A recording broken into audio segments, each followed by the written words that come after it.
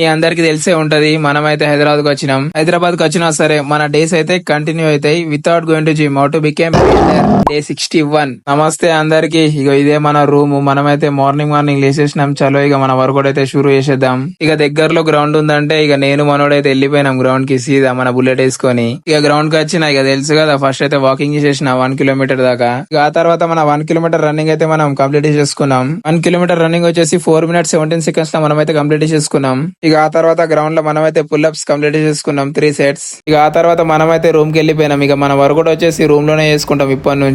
ఇక మనోడు బండి నడిపిండి ఇక మనం వెనక కూర్చొని రూమ్ కి అయితే వెళ్ళిపోయినాం.